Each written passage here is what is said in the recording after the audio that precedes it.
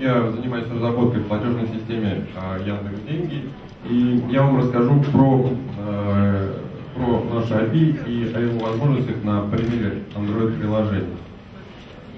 Я думаю, что всем очевидна тенденция сегодняшнего дня, которая говорит о том, что есть рост использования мобильных устройств вместо обычных настольных компьютеров, ноутбуков и так далее.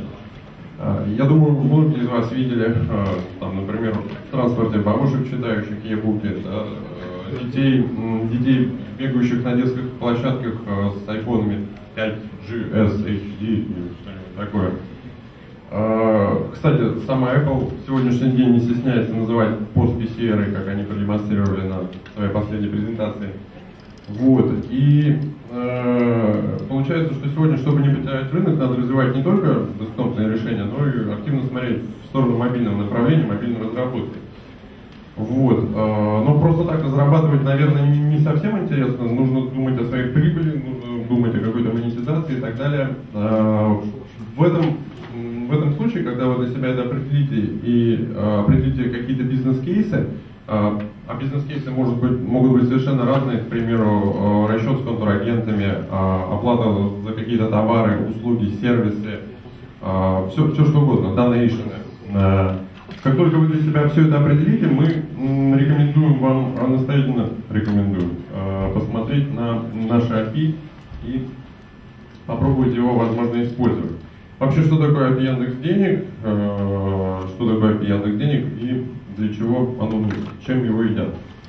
API вообще, в принципе, это инструмент для разработчиков, который позволяет пользоваться возможностями какого-либо сервиса, зачастую наравне с самим этим сервисом.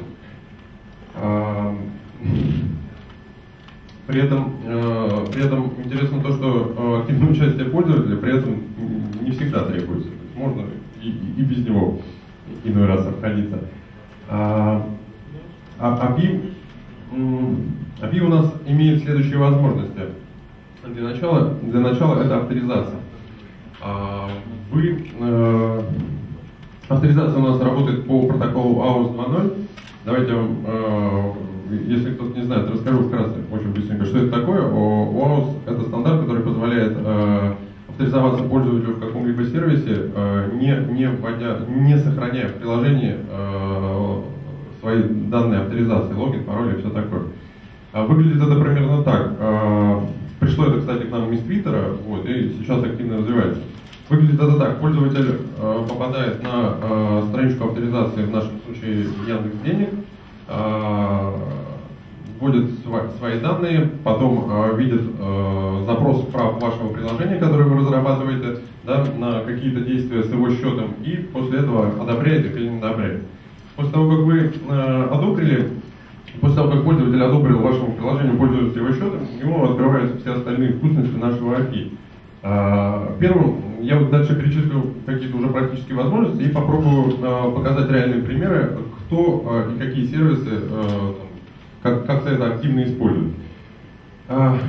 Получив токен доступа, да, это то, что мы получаем в результате этой самой AUS авторизации, мы можем посмотреть баланс и счет, информацию о счете пользователя, его баланс, там, валюту, не знаю, номер счета. Вот. На самом деле штука очень полезная. Можно, например, посмотреть, что у пользователя в вашем приложении куча денег, и предложить их как-то, намекнуть, что их можно, вообще говоря, потратить. Вот. Примером этого сервиса давайте назову такой проект Zen Money. Это сервис учета личных финансов, который активно этой фичей пользуется. Дальше вы можете показать пользователю в своем приложении историю его операций, какие он совершал, показать детальную информацию по этим операциям. При этом примером таких сервисов может служить, например, краундфандерский такой сервис yaaudit.org, который сделан для краундфандеров и помогает им отслеживать, как происходит сбор средств на их нужды, акции и так далее. Также, судя по нашей статистике, внутреннюю историю деталей, историю операций и их детали активно используют приложение Facebook и ВКонтакте «Собирайте деньги», которые тоже помогают пользователям каким-то образом собирать на какие-то их нужды, например, на вечеринку, на новый телефон, еще что-то. Вот, ну, самые, наверное, вкусные возможности нашего API — это возможность осуществлять переводы средств на счет других пользователей и оплачивать что-либо в магазины. В качестве примера такого использования можно указать, например, такой достаточно известный в своих кругах сервис знакомств mamba.ru. Вот, они уже давно пользуются нашим API, пополняют там свой личный кабинет с помощью Яндекс.Денег пользователям, и недавно они прикрутили еще и оплату с привязанной банковской картой, что пользователям вообще упрощает жизнь, и все получаются счастливы. Вот, какие преимущества вы получаете от использования нашего API? Ну, наверное, первым стоит указать то, что пользователь не покидает инфраструктуру вашего приложения. Но на самом деле покидает, но только один раз, когда ваше приложение запрашивает разрешение на использование каких-то, возможно, каких-то функций с его счета. Вот, и затем, когда это разрешение дано, токен доступа получен, для вас, как разработчика, открыты все границы, и вы можете реализовать самые сокровенные желания ваших пользователей, там все что угодно. Рекуррентные платежи по расписанию, автопополнение. Платежи по расписанию, кстати, очень полезная фича. Вот я недоволен своим, например, провайдером, который не может реализовать такую фичу мне. Я через месяц, через каждый месяц фактически забываю пополнить, например, себе баланс, да? И многие от этого страдают. Ты сам провайдер, насколько я имею пользователя. Это то, что вы можете своим пользователям для своего сервиса предложить. Автопополнение тоже приятная фича, когда там баланс в игре вашего пользователя достигает какой-то критической отметки, вы можете бац, и тут же денежкой пополнить. Вот. Что можно еще сказать из бонусов, то, что вы получаете? Пользоваться API достаточно просто, на самом деле, и любой программист достаточно быстро это дело осваивает. Также приятным бонусом является то, что мы используем открытые и известные стандарты, я уже упоминал OAuth стандарт, да, например, и пользователь может использовать подготовленные нами для вас библиотеки, которые сделаны, чтобы упростить быстрый старт и интеграцию в ваше приложение. На текущий момент у нас доступны библиотеки для PHP, для Java, для Android. Вот. И последний, наверное, не по важности, да, пункт, который стоит упомянуть, это безопасность. При данном подходе у вас нет риска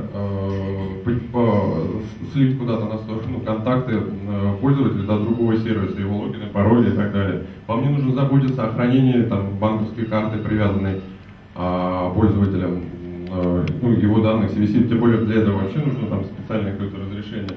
От этих всех проблем вы уходите. Вот.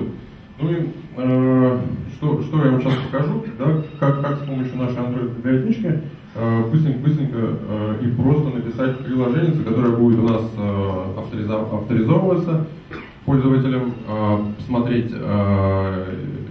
его баланс, запрос истории, переводы на счет и оплату в магазин на примере оплаты за мобильную связь, например. Вот, как вообще начать все это, как это сделать? Я вот говорю, что это просто, а может и не просто. Давайте посмотрим. Что нужно сделать разработчику для этого? Ему нужно лишь скачать нашу библиотечку, которая открыто лежит на GitHub, где также полно и описаний для этого, и Git стартинг гайдов и всего прочего. Вот, вы ее скачали, теперь надо как подключить и запустить. Подключить и запустить тоже очень просто. Вот у нас библиотека работает собирается с помощью Maven. Maven, на наш взгляд, это очень хороший и удобный инструмент для, в качестве билд-тулзы. А с помощью него, да, вы в свой проект, нашу библиотеку, можете подключить фактически одной строчкой, написав dependency, эту библиотечку. Как только все мы собрали, у нас все... давайте про структуру библиотеки, как это, собственно, выглядит. У нас есть, грубо говоря, клиентская библиотечка Яндекс.Money.Droid. Это библиотека, которая содержит, собственно, все андроидные ресурсы, layout, activity, все, что можно, картинки для этого. Вот. Она в свою очередь содержит более низкоуровневую библиотечку Яндекс.Money, которая является транспортом до серверов Яндекс.День. Вот, но она вот там какие-то еще компонентики содержит. Мы все это подключили, запустили, как, например, дальше пользователя авторизовать. Вот это фактически весь код, который вам, как разработчику, нужно будет прописать, чтобы авторизовать пользователя. Ну, на самом деле, очень немного. И когда вот я смотрю на подобные вещи, когда я их использую, мне становится приятно. Не нужно долго разбираться, читать мануал. Вот, что здесь происходит? Мы здесь создаем главный объект нашей библиотечки Яндекс.Money.Droid, экземпляр класса. Вот, ему передаем идентификатор вашего приложения, который вы получаете при регистрации. Затем вызываем метод authorize, да, которому передаем activity, с которого мы запускаем код возврата результата, redirect to read. Redirect to read это тот URI, на который сервер Яндекс.Денег после разрешения, после того, как пользователь дал права на его приложение, редиректит вот именно на этот адрес ваше приложение. Затем нам надо передать при авторизации, например, список прав, которые приложение запускает. Тут еще такой плюс безопасности, что мы, например, можем сразу ограничить для пользователя, что он дает разрешение на оплату не куда-либо, а в какой-то конкретный магазин на конкретную сумму там в месяц. После этого добавляем callback on result. Это строчка, которая позволяет нашей библиотеке понять, что надо обработать результаты вызова, например, авторизации. Ну и последнее, что остается сделать. Вот интересный параметр, да, при авторизации, это диалог listener. Это имплементация интерфейса, которая содержит 4 метода. On success, on error, on exception и что-то еще on cancel. Это, собственно, все возможные варианты, которые сервер Яндекс.Денег может для вас ответить. Собственно, все. Последнее, что стоит сделать, получить тот самый долгожданный токен доступа, который мы запрашиваем. Вот. Как это выглядит для пользователя авторизации, например, да, он попадает на окно авторизации, где он вводит свои данные Яндекс.Денег, он получает страничку с правами доступа, где ему указывается, что приложение будет с ним делать, ну и все. Можно посмотреть, как сделать, как посмотреть баланс пользователя. Тоже простой вызов, но уже более низкоуровневой библиотечки. Можно даже, я думаю, пропустить все это. Запрос истории тоже, как видите, очень просто. Все те же параметры, передаем только токен доступа, и вуаля, у нас пользователь видит всю его историю операций, может посмотреть, что он там пополнял, не пополнял, каким образом это делал. Вот. Перевод на другой счет, то же самое, все элементарно, вы просто передаете данные, кому вы хотите перевести сумму, комментарий, месседж, все остальное. Я уже так сокращаю, подробно про все это не рассказываю, я так смотрел в YouTube, совсем заскучал. Вот. Ну и оплата в магазин. Магазины там чуть все сложнее, появляется новая сущность параметров, так как у каждого магазина свои какие-то товары, там свои могут быть какие-то нюансы, и поэтому при оплате в магазине надо знать параметры этого самого магазина. Ну, в данном случае, там, при оплате за мобильную связь, да, нам нужен префикс оператора, собственно, номер, сумму, которую хотим передать, и идентификатор магазина в системе Яндекс.Деньги. Как только вы все это укажете и передадите системе, она может совершить платеж. И когда пользователь увидит этот самый контракт, что он оплачивает какие-нибудь 100 рублей куда-нибудь, вот, тут он еще при оплате в магазин может воспользоваться оплатой с привязанной банковской карточки. Вот. Я почти закончил. Я покажу вам, попробую показать видео, которое, собственно, было мною сделано в эмуляторе, чтобы вы посмотрели, как это выглядит. Вот, все это можно сделать на фоне, пока вы смотрите. Ну и, наверное, это все. Это как происходит авторизация. Пользователь там что-то ввел, он прочитал, ух ты, вот приложение какое-то там, что-то запрашивает, можно ли ему платить с вашей карточки привязанной. Он говорит, ну ладно, пусть будет. Вот. После этого что-то происходит там, внутри, и у нас появилась авторизация. Тут же вот, у нас получен токен доступа, который я там вывел. номер счета, у нас обновился баланс пользователя, вот так выглядит примерная история. Тут все немножко притормаживает, это потому что в эмуляторе все сделано, и такая штука медленная. Вот это я, например, платил за дорожник 100 рублей. Это у нас в Петербурге такая единая карта для проезда, где NFC-карточка, с помощью которой можно оплачивать проезд. Вот как выглядит контракт на перевод другому пользователю.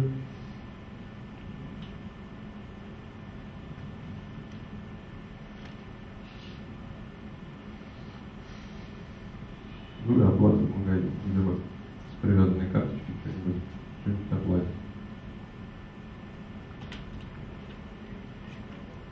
В данном случае не дал.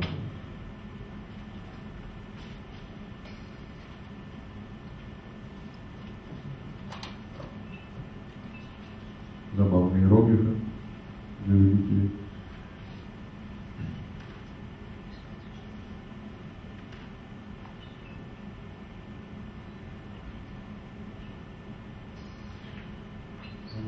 Собственно, наверное, это все.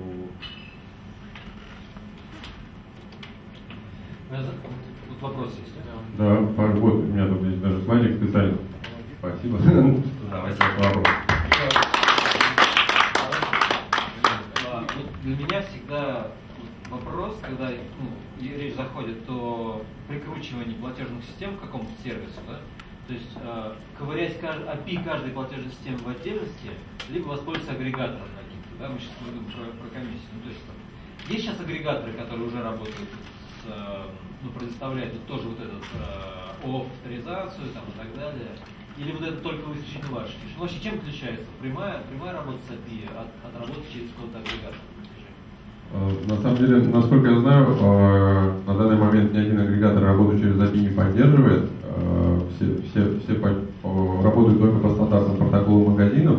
Вот, а магазины, что такое магазины вот, в системе Яндекс.Деньги? Да, это отдельный договор, это там определенные технические требования выставляются к магазину и так далее. Это на самом деле доступно только уже таким более-менее большим. А если вы маленький, вот, и вам вся эта кутерьма не нужна, там, документами, регистрации, вы просто прикручиваете это через API. API может фактически все то же самое, вот, но это просто и быстро. Сейчас, как мы знаем, такая инсайдерская информация, нет, многие интересуются этим, пытаются внедрять, у нас,